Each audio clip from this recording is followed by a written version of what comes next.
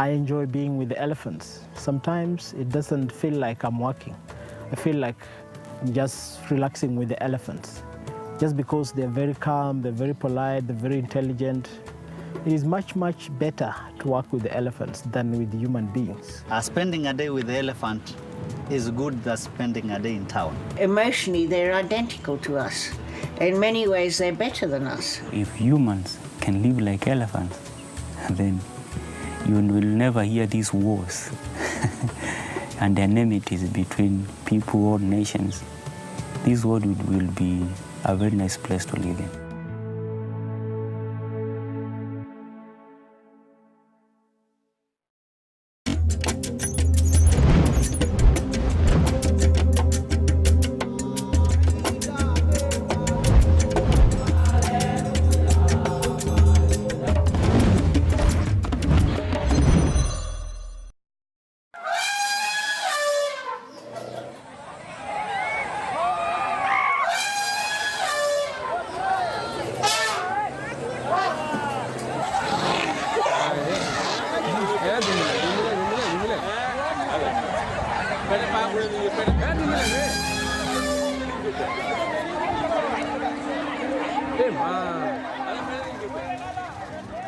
In a few years, this magnificent animal we call the elephant will be no more.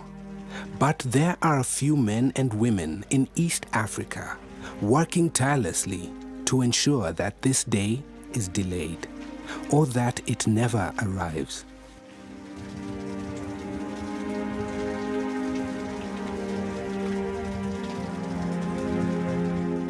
Approximately 100 elephants are killed annually in Africa as a result of poaching. You know, unfortunately, elephants have teeth, the ivory tusks, and ivory has always been a very valuable commodity. It's called white gold. Tusks belong to the largest land mammal. There's a lot of mythology attached to that, and there's always been a great demand for ivory in places like Japan, China. So this is the problem that we have, and it's the demand in China that is driving the poaching.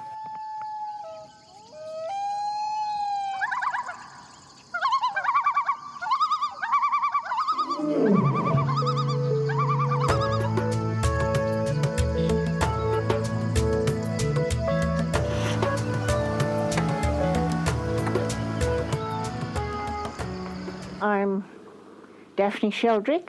My title now is Dr. Dame Daphne Sheldrick because I was knighted by the Queen. Well, I'm born in Kenya. My father came here in 1907 when he was a child of 7. And we had a farm at Gilgil, and so I was born into animals. I met my second husband, who was the founder warden of Tsavo National Park. David was in the Second World War, and then after the Second World War, when Kenya was creating the national parks, he was headhunted for the job of warden of Tsavo National Park, and he died 6 months later.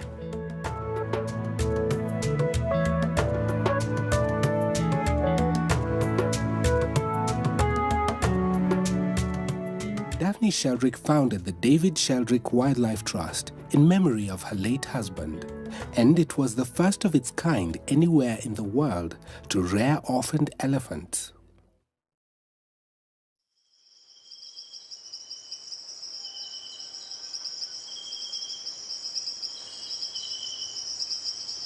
This is just the end of the night. We want to start the day, and we just have to get the last feed of the night.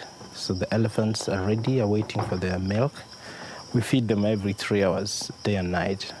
So they know the next feed is about just before 6 or exactly at 6.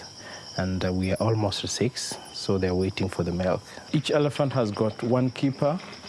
The keeper spends in the night with the elephant for the purpose of feeding them every 3 hours, covering them with blankets when they lie down to sleep to keep them warm, and they're also keeping them company.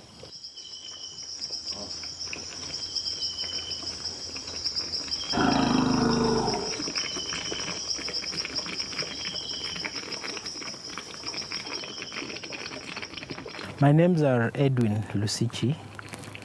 I'm 35 years of age. I really wanted to become a priest. While at school, that was my career. But I used to stay close to this center. And one day I was here, and they had received a call of going to rescue an elephant. So the man in charge asked me if I'm ready to come and stand in for a short while the rest are going for a rescue, so that when the rest come back, I'll be relieved. So I accepted and I started to work. That was in the year 1999.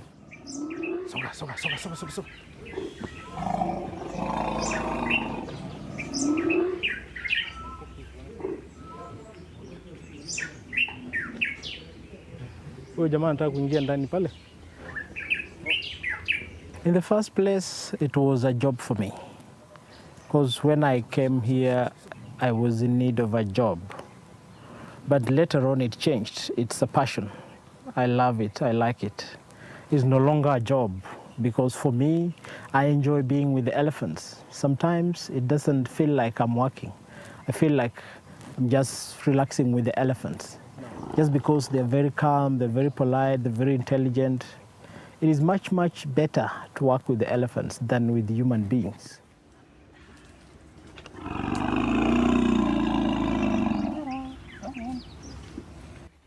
Edwin and his team of elephant keepers' daily schedule is to wake up at 6, take the elephants out to the park and spend the whole day with them, feeding them on milk every 3 hours before bringing them back to their stables in the evening.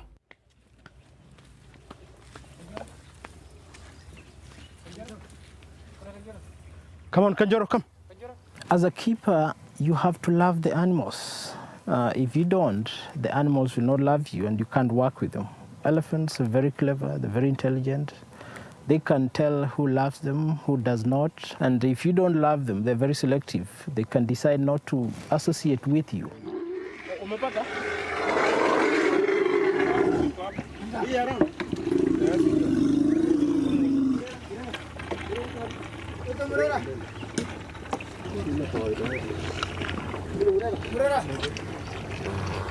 When they suck on our fingers, they feel comfortable, they feel like they're relaxed, they feel they're okay. It's like the little human baby with the mother. Sometimes with the human baby sucking their own fingers, the way they feel, that is what she's doing and how she's feeling.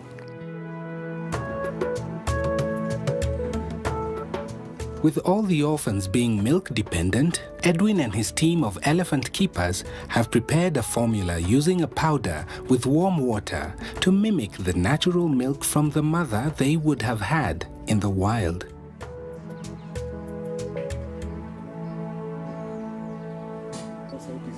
Mutaro sauti zimenipata. Ongeza mtu sita. Kwa hivyo unaleta 9. Kodi ya kwanza grupu ya saizi. Karibu kwako, wako kwa hiyo msituka katikati hapo. Sawa. Saitis kama. Stay hapo.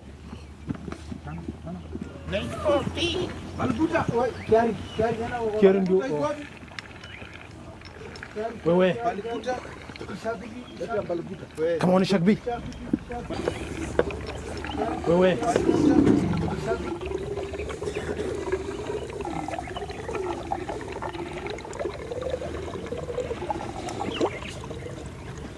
All elephants are very, very maternal. Even here in the nursery, little babies that are only 2 years old, that are like a child of 2, a human child of 2, are caring and motherly towards the smaller ones. They all want to be close to the little one, to protect it, to love it, and to comfort it, and so on. They can teach us humans such a lot about caring and about compassion.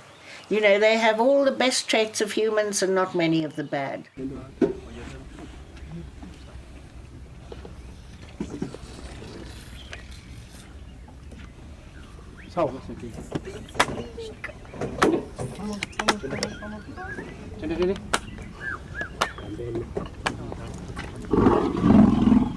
Each Each of these elephants have got their own character or personality, just like human beings, and Edwin has given them names depending on where they were rescued or the reason that caused them to be orphans.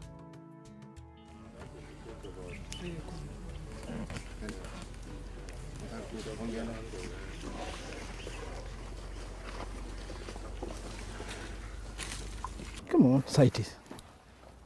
Here is Cites, an elephant called Cites, who is almost 2.5 years old.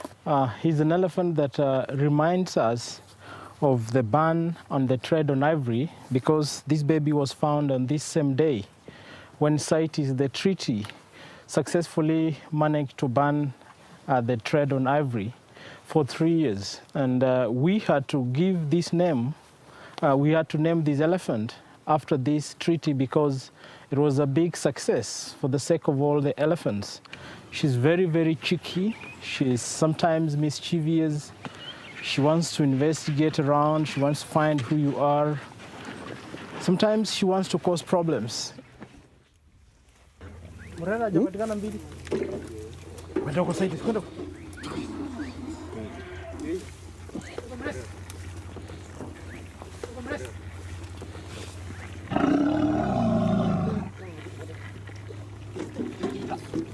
My happiest moment is when we rescued an elephant that was almost dying, an elephant that everybody had given up. This elephant is called Suguta. She was only bones left, just a skeleton. And when she was found, everybody said, this is dead, just leave it. But we rescued this baby and brought her in the nursery. I took all the initiative to concentrate on this elephant, and after 2 days on a drip, this elephant started to show some signs of life. After another 2 days, this elephant would walk up and stand and feed. And now this elephant is in Tsavo on the process of being reintroduced. I always think about her in my memory, how she came in and how she was. And I feel a lot of joy in my heart. I always say, if there's something that God will say I did good, was to save this elephant.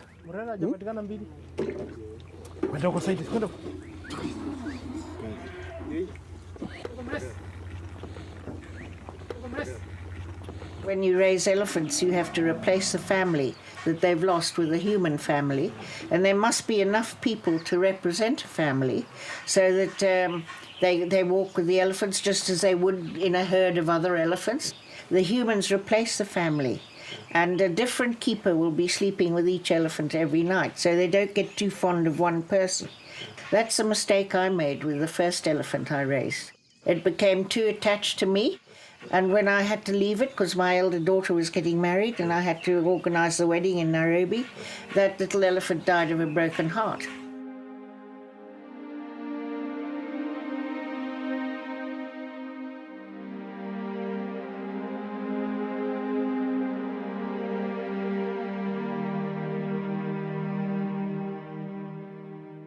Well, here in Nairobi is the elephant nursery. This is where the infant elephants come. The ones that are very fragile, the ones that are fully milk dependent. This is where they come, and this is where the intensive care happens. And if we can get the elephant to 2 years old and it's doing well, then we transfer it to one of our 2 rehabilitation stations in Tsavo.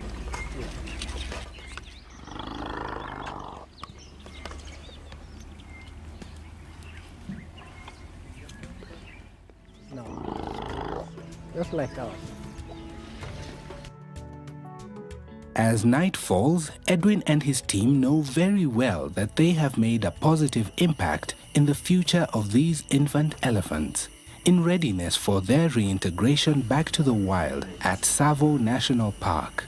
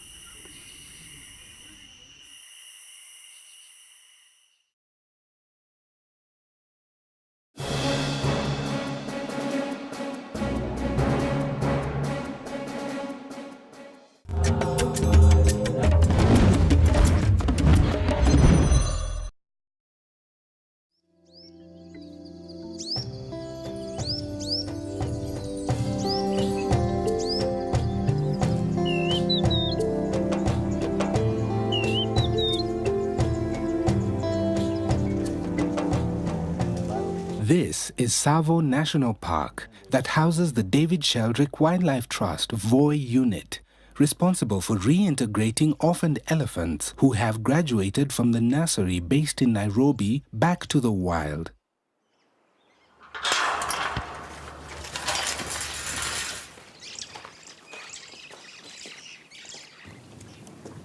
My names are Joseph Sauni Agostino. I come from Taveta in Taita Taveta County, and I'm working with the David Sheldrick Wildlife Trust at the Voi Rehabilitation or Reintegration Center.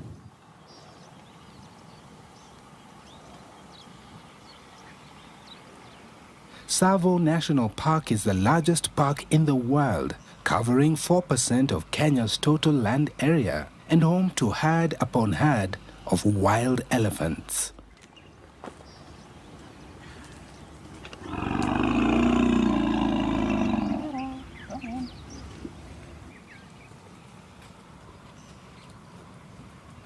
I've done this work for 8 years now, and I like my job. I like it so much. Spending a day with the elephant is good than spending a day in town. And they do understand keeper's language. Yeah.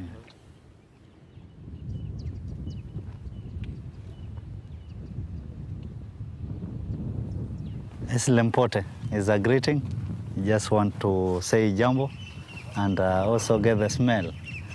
How are you doing today, this morning?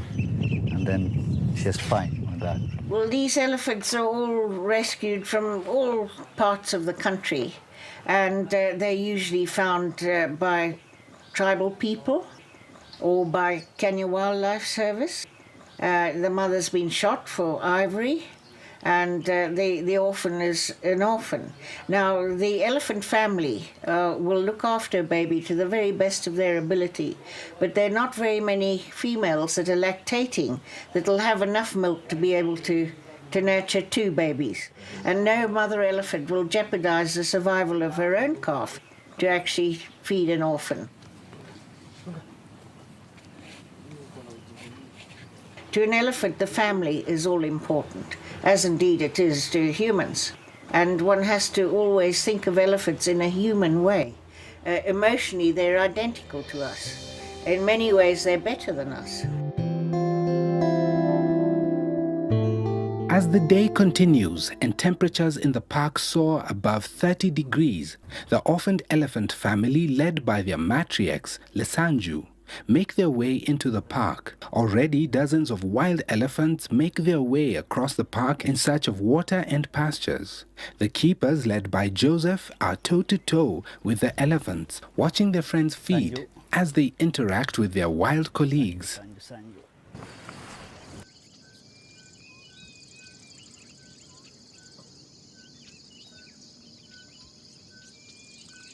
This is Lesanju from Samburu. And she was orphaned when she was only a few weeks old. Her mother was poached, and she was left alone. What else? And the mother is gone. So she was a very small baby, and Lesanju decided to go straight into a Maasai herd of cattle. These were Morans who were grazing the cattle. And then they said, oh, we have a visitor. It's Lesanju, an elephant. Can't believe it. And then they said, oh, but we have to do something that we can remember you for life. And then they took a knife, they cut her ears. They also went on the other ear, they cut it like branding, just like their cattle. And then they released, oh, you go because you don't belong to us. And then when one day we'll see you, maybe in 7, 8 months, years to come, then we'll remember you because we've branded you. And we'll know it was you who came when you were very small. And then they just left helpless Lesanju there. We rescued her, but what next? She had very bad wounds on the ears. We had to treat her with lots of medicine until when she was completely healed up.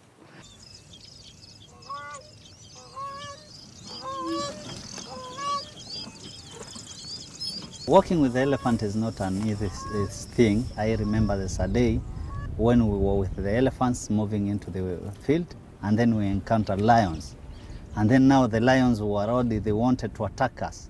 And then the elephant that we were with surrounded us, and they gave us that protection. They charged, they broke the bush around until those lions ran off. And when they realized that their keepers were safe, then we turned with them slowly and we left the lions go the other opposite direction. So they protect us, we protect them, and all goes well like that.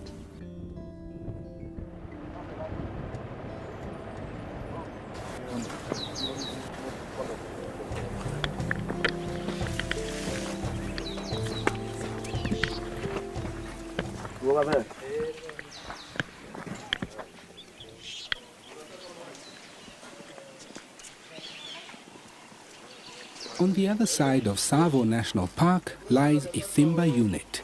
It is the youngest unit set up in 2004 compared to Voi stockades that were built in 1950. This unit was set up by David Sheldrick Wildlife Trust with the aim of bringing back life to this region, which was taken away by rampant poaching throughout history.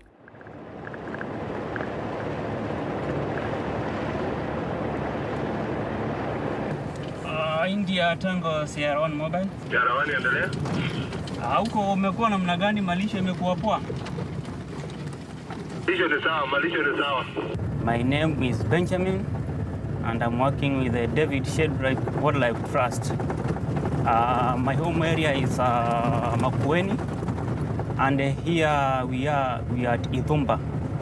Ithumba, we have an orphan project whereby we take care of orphans that are above 2 years, meaning that we get them from Nairobi. Nairobi is the nursery. So in Nairobi, they decide which elephant to go to Voi and which elephant goes to Ithumba. Welcome guys to Ithumba.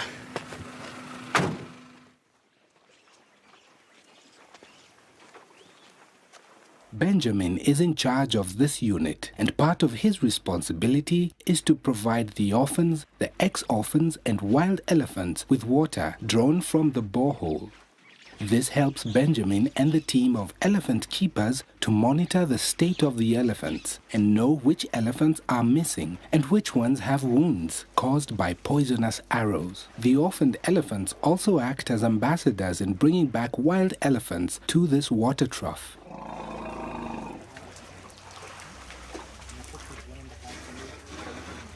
When I was young, my father used to work with the Kenya Wildlife Service, and he used to take us to the park to see these wild animals. Someone told me that there are people who had elephants just at Nairobi National Park.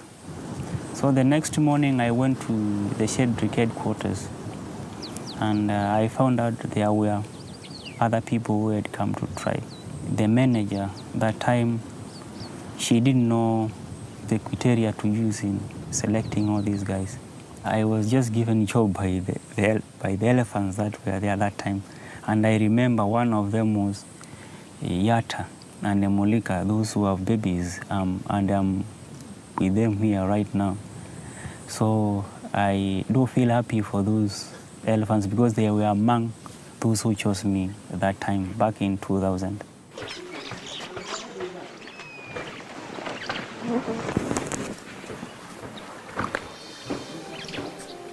Meet Mulika here, who is aged 13 years old. She has been out for the last 4 years now.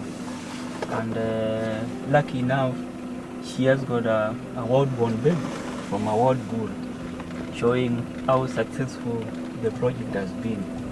So the baby, Mwende, is aged 8 months old. He's a happy baby. Mulika! Mulika! Mulika, Mwende! Just wait for some few minutes, we'll be giving you a dairy cubes, eh?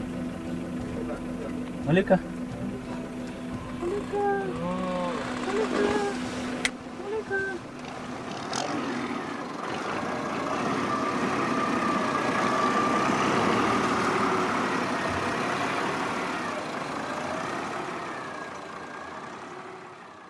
Mulika is a fine example of a complete cycle of the reintegration program. Benjamin had been with this ex-orphan closely at the stockades for the last 10 years, and Mulika was back to the wild.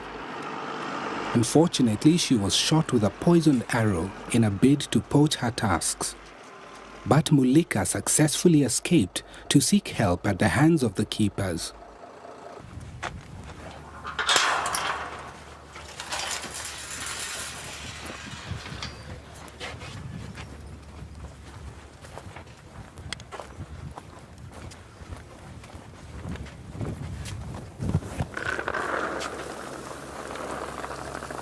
These are the dairy cubes, which are good for their health. So the reason why we put on these dairy cubes, we wanted the milk to increase for the better health of the baby.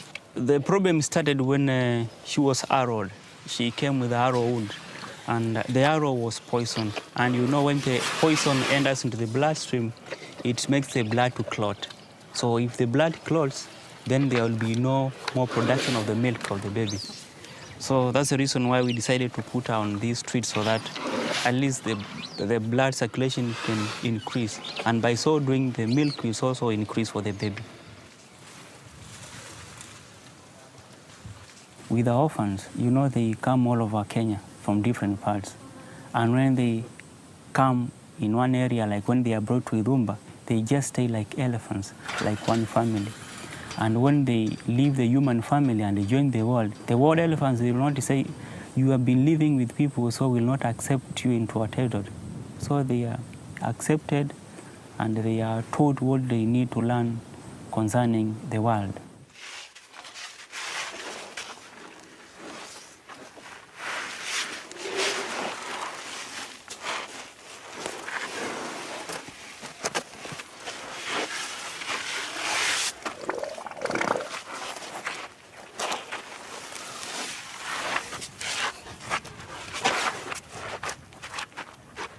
One thing I've learned from elephants is that they're always united. And if an elephant falls sick or is injured, you find that there are those elephants who stick to that elephant. It's never left alone.